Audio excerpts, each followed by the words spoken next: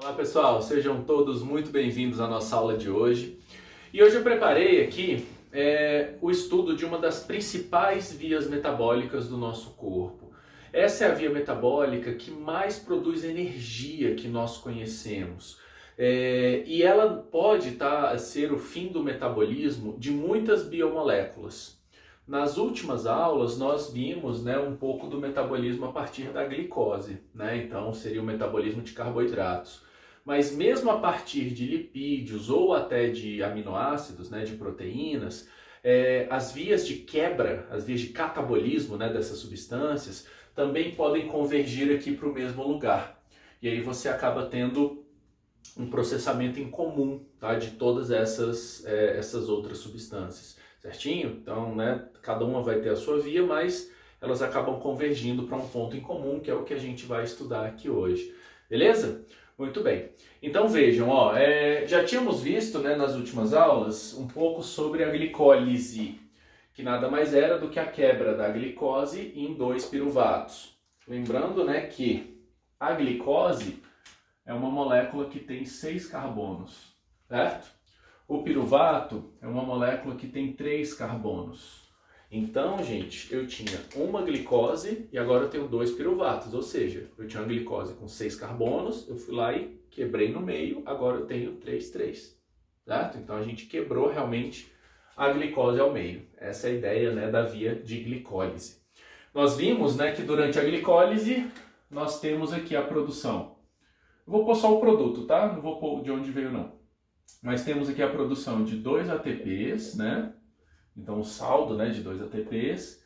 E temos aqui também um saldo de 2 NADHs. Tudo bem?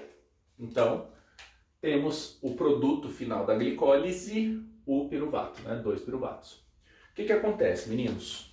A partir deste ponto, a célula pode tomar uma decisão. E nessa decisão, ela realmente vai propiciar a produção de ATP. Então ela vai priorizar no seu metabolismo que realmente a célula comece a produzir ATP a partir desse produto da glicólise que foi feito aqui. Então, se o objetivo da célula for a produção de ATP, ela está precisando de ATP, não é ATP emergencial, não é ATP rápido, não, é ATP do dia a dia mesmo, produzir o ATP que a gente usa para fazer as nossas atividades. Então, se esse é o objetivo, a célula precisa disso, ela vai tomar esse caminho, certo? Esse próximo caminho aqui, então, a partir do piruvato, a próxima reação química que acontece, ela é uma reação irreversível. E em animais, nós não conhecemos uma outra via metabólica que faça o caminho inverso. Não existe, tá? Em animais não existe, em plantas existe, mas em animais não. Então, depois que o piruvato é convertido aqui nessa outra molécula, que é o acetil-CoA, você não tem mais volta. A partir do acetil-CoA, você pode ter vários outros caminhos, mas ele nunca mais vai voltar a ser piruvato, certo? Então, essa reação em si, ela é totalmente irreversível. A glicólise, ela ainda é possível voltar. Existe uma outra via metabólica que se chama gliconeogênese, onde a gente inverte a glicólise. E a partir de 2 piruvatos você produz, de fato, uma glicose. Então dá para fazer essa volta. Mas depois que a gente passou para cá, isso já não é mais possível. Tudo bem? Então, que reação é essa? Essa reação aqui, ela se chama, vou escrever aqui em cima, tá? Descarboxilação, descarboxilação oxidativa. Bonito, esse nome? Então, essa etapa é a descarboxilação oxidativa. É uma reação química só, tá bom? Ela é feita por uma enzima, chamada piruvato desidrogenase, é o nome da enzima, piruvato desidrogenase. E aí, gente, o que acontece na prática é a quebra do piruvato. Então, o piruvato ele tem 3 carbonos, E aí, basicamente, você vai quebrar um, pum. Então, se eu tinha 3, quebrei um, ficaram 2, Então, essa substância que sobra aqui, que é o acetil-CoA, ele apresenta 2 carbonos, tá bom? Então, a gente conseguiu quebrar um carbono do piruvato. Tinha 3, agora são 2, Como eu tinha 2 piruvatos, eu continuo com 2 acetil-CoA, né? Então cada piruvato perdeu ali um carbono, certinho? O CoA é um cofator, né? É uma coenzima, tá? Que ela vai ficar ligada no acetil aqui, justamente para possibilitar a próxima etapa, que é o que a gente vai ver já já, tá bom? Então, descarboxilação oxidativa é uma reação química irreversível que ocorre no citoplasma das células, aonde nós quebramos o piruvato em acetil-CoA. Beleza? Quando acontece isso, nós temos produção de energia. Então, para cada piruvato quebrado em acetil-CoA, você produz um NADH. Mas como são 2 piruvatos, né? Então aqui nós temos uma produção de 2 NADHs. Quem não lembra, né? O NADH é aquele intermediário de energia, né? Lá na frente, numa outra etapa do metabolismo, nós vamos usar o NADH para produzir ATP, tá bom? Então a gente vai usar o NADH lá na frente para fazer ATP. Ele não é energia pronta, você não pode usar ele para mexer o braço, por exemplo, não pode. Mas lá na frente ele realmente pode ser usado para fazer o ATP. Tudo bem? Gente, aí eu tenho uma pergunta. O que rolou com o carbono? Tinha 3, virou 2. Desapareceu? Sumiu? Evaporou? Gente, a matéria não desaparece, né, gente? Você não destrói coisas, né? Isso não existe. Então, o carbono tem que estar aqui em algum lugar. Para onde que foi o carbono que a gente quebrou do piruvato? Então eram 3, eu quebrei 1, né? Esse 1 carbono aqui, para onde que ele foi? Ele foi convertido em gás carbônico. Então aqui, para cada piruvato, nós temos a produção de 1 gás carbônico. Como são 2 piruvatos, produzimos aqui 2 gás carbônicos, CO2. Certo? Então, durante a descarboxilação oxidativa, nós temos a quebra do piruvato em 2 acetil-CoA e a liberação de gás carbônico e de guiar a produção de NADH. Tudo bem? Então, essa é a descarboxilação oxidativa. Lembrando que é um caminho irreversível. Então, assim, aconteceu isso aqui, já era, tá? Esse acetil-CoA, ele nunca mais vai voltar a ser glicose, tá? Então, não tem mais como a gente produzir glicose a partir aqui do acetil-CoA, tá bom? Muito bem. Seguinte, meninos. E agora? Então, nós temos, né, o acetil-CoA aqui. O gás carbônico. Gás carbônico, gente, o que acontece com ele? Está dentro da célula. Ele sai da célula, vai para o sangue. No sangue, ele vai para o pulmão. Chegou no pulmão, você joga para fora. Gente, vejam, ó. Esse gás carbônico que nós estamos expirando, que a gente está jogando fora, ele veio da quebra das biomoléculas. Então a glicose que a gente comeu, né, o pão que eu comi mais cedo, um sanduíche, ou qualquer coisa que você comeu que era carboidrato, que virou glicose, nas suas células vai ser convertido em gás carbônico. Essa é a quebra, esse é o catabolismo, né, dos carboidratos. O mesmo vale para gordura, para aminoácidos. A gente também, quando quebra, forma o gás carbônico. Isso significa, meninos, que esse gás carbônico que nós estamos aqui soprando agora é o que sobrou das coisas que nós comemos durante o dia. Então as biomoléculas que nós comemos e a gente já usou, já quebrou, já transformou em energia, o que sobrou delas, a matéria que sobrou delas, é justamente esse gás carbônico, tá bom? Então provavelmente alguma vez na vida, vocês já devem ter ouvido, né, de que o oxigênio vira o gás carbônico. Isso está erradíssimo.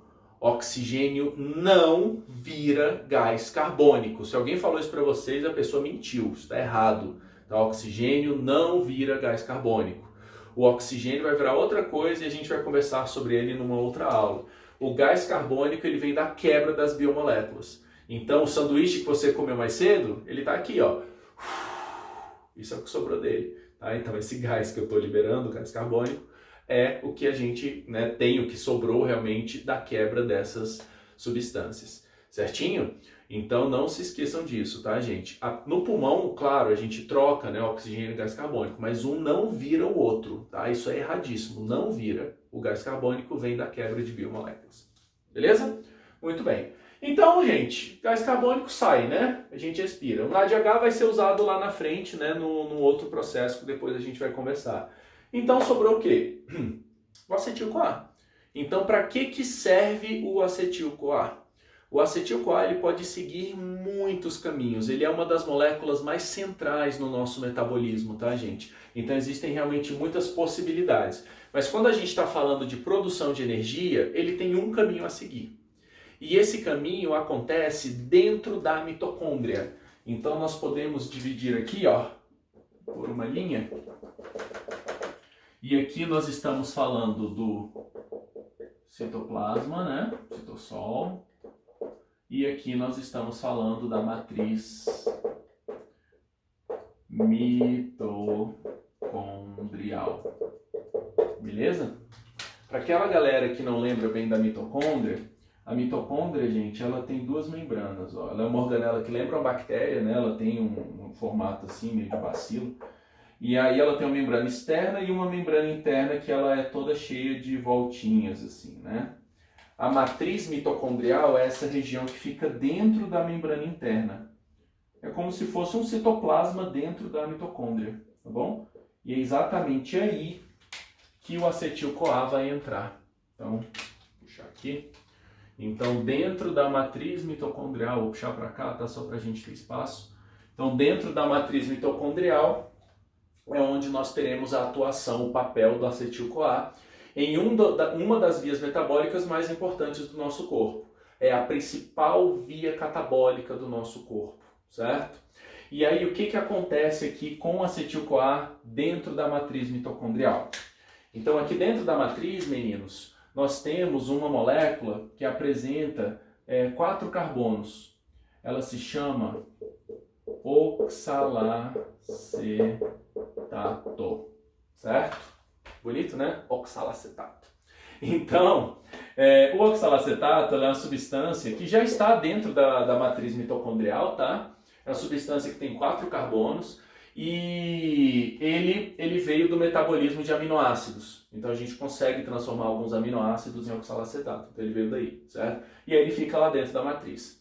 O que acontece? Quando entra o acetil-CoA, um acetil-CoA vai reagir com um oxalacetato e os dois vão se fundir, vão se juntar. Quando a gente junta os dois, ó, vamos fazer aqui, ó. Então, tirar essa seta e aí a gente faz aqui a fusão dos dois, tá bom? Então o acetil-CoA veio para cá, né, e se fundiu com o oxalacetato, tudo bem? Ao acontecer isso, nós formamos aqui uma molécula de 6 carbonos, ó. Essa aqui tem 4, essa aqui tem 2, né? Então 2 mais 4, 6. Essa molécula se chama ácido cítrico ou citrato, certo? O citrato, então, é uma molécula de 6 carbonos. Gente, qual é o objetivo do que vai acontecer aqui agora? O objetivo é nós quebrarmos esses 2 carbonos que vieram do acetil-CoA até virar gás carbônico, até realmente não sobrar nada, virar só gás carbônico. Então a gente juntou o acetil-CoA com o oxalacetato para poder quebrar agora esses 2 carbonos que a gente botou lá dentro. Então a gente vai fazer a quebra deles, tudo bem? Então, meninos, começamos aqui com o citrato e a gente vai lá e faz uma quebra dele. Ele tem 6 carbonos, ele vai passar até agora, vou botar aqui, ó, ele vai passar até agora 5 carbonos. E aí, essa substância de 5 carbonos se chama alfa-cetoglutarato. Bonito, né? Alfa-cetoglutarato. O alfa-cetoglutarato é uma substância que apresenta 5 carbonos. Ou seja, né, um carbono foi quebrado, foi perdido. Ó, tinha 6, virou 5. Quebrei um, né? Pum. Certo? Então, aqui formou o quê? Se quebrou, gente, formou gás carbônico. Então, você já tem liberação ali de gás carbônico. Beleza? Tá? Então, nós temos essa produção. Gente, se tem quebra, tem liberação de energia.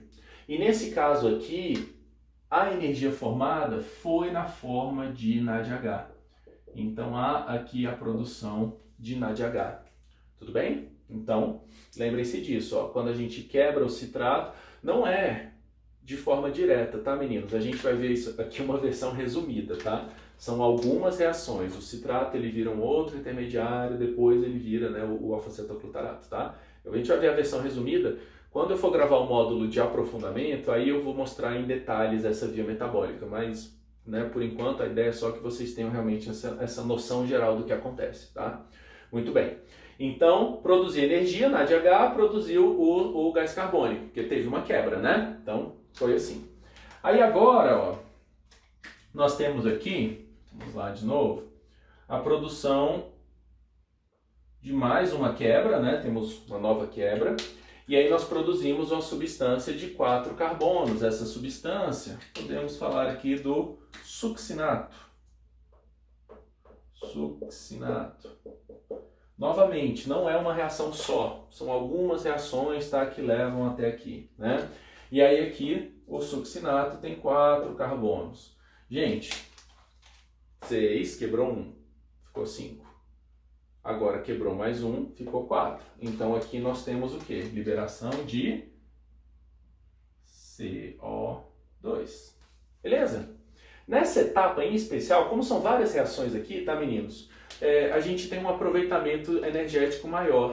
Então a gente produz algumas coisas a mais. Produzimos NADH, produzimos uma substância que é parecida com o NADH, tá? É a mesma ideia, ela vai ser usada num outro processo lá na frente para fazer ATP também. Então é uma substância que ela tem o mesmo papel do NADH, tá? Bem parecido, que se chama FAD.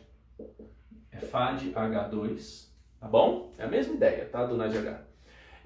E nós temos ainda a produção de um ATP direto. Só que não está na forma exatamente da adenosina trifosfato, não é o ATP. Está na forma da guanidina trifosfato, que é o GTP. Certo? É equivalente. Você formar um GTP, né? Se vocês não lembram da aula lá de nucleotídeos, né? Depois assistam sobre os nucleotídeos. O GTP é a guanidina trifosfato, é um nucleotídeo similar à adenosina trifosfato, né? E energeticamente eles têm uma equivalência, então a gente poderia considerar que aqui foi produzido um ATP, por assim dizer. Mas é uma equivalência, o que foi produzido mesmo foi um GTP, tá bom? Então são todas moedas de energia, né, produzidas aqui com essa quebra do alfa-cetoglutarato. E aí, meninos, temos o succinato que tem agora um tamanho aqui de 4 carbonos. E aí o que acontece? Ele volta. Então nós, através de várias reações químicas também, não é apenas uma, tá? Então várias reações, nós voltamos até formar o oxalacetato de novo. A gente regenera o início, né, desse metabolismo. E aí aqui, nessa última etapa, nós ainda produzimos mais um NADH. Certo?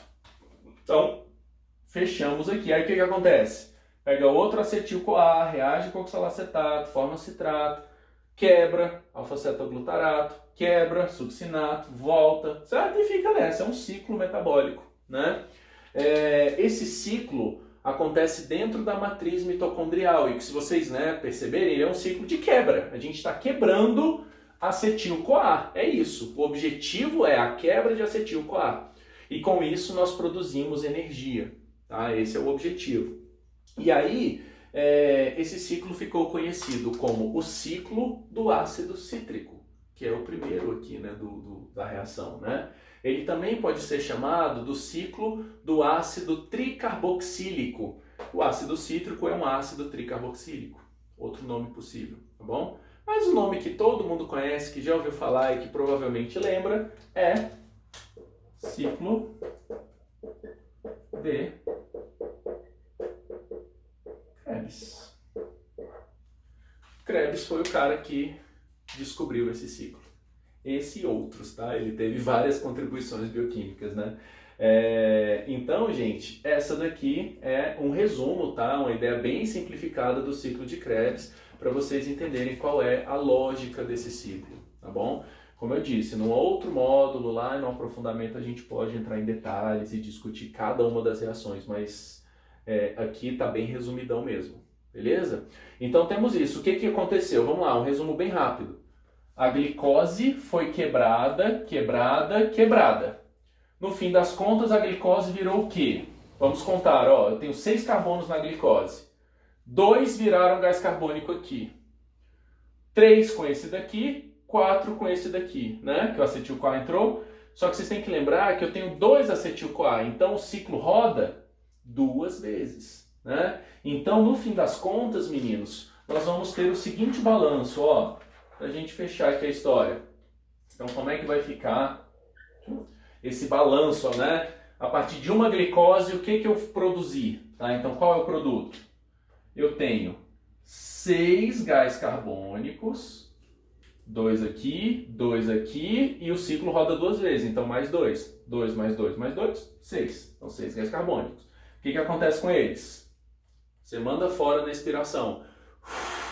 Certo? O que mais que a gente produziu? 2 ATPs aqui, 1 GTP aqui, o ciclo roda 2 vezes, né? Então tem mais um GTP. A gente pode considerar, tá, que energeticamente falando, então nós teríamos 4 ATPs. Seriam, na verdade, 2 ATPs e 2 GTPs, né? Um andou a volta do ciclo, o segundo da segunda volta. Beleza? NADs e FADs. NADH, gente. 2 aqui, 4. O ciclo faz 1, 2, 3. 3 NADHs. Só que o ciclo roda 2 vezes, então, na verdade, são 6 NADHs. 6 mais 2, 8, mais 2, 10. Então, na prática, nós temos 10 NADHs. E ainda, meninos, temos esse FADH2 que foi feito só aqui, né? Como o ciclo roda 2 vezes, a gente tem 2 FADH2. Então, vejam, isso é o que aconteceu da glicólise até o ciclo de Krebs. Nós temos 6 gás carbônicos que vão ser mandados na expiração. 4 ATPs que é energia pronta, gente. A ATP você usa, tá pronto. Vai lá e usa e faz o que tiver que fazer com ele. Então já foi. E aí o que realmente agora nós precisamos usar? Esses 2 caras aqui. Então a próxima etapa, que é o que nós veremos na próxima aula, é justamente aonde nós usamos o NADH e o FADH2 para fazer ATP. Porque o objetivo final é fazer ATP, né? Então, lembrem-se disso, peguem essa ideia geral, é isso que acontece da glicólise até o ciclo de Krebs. Beleza, meninos? Então, é isso aí por hoje. Muito obrigado e até a próxima.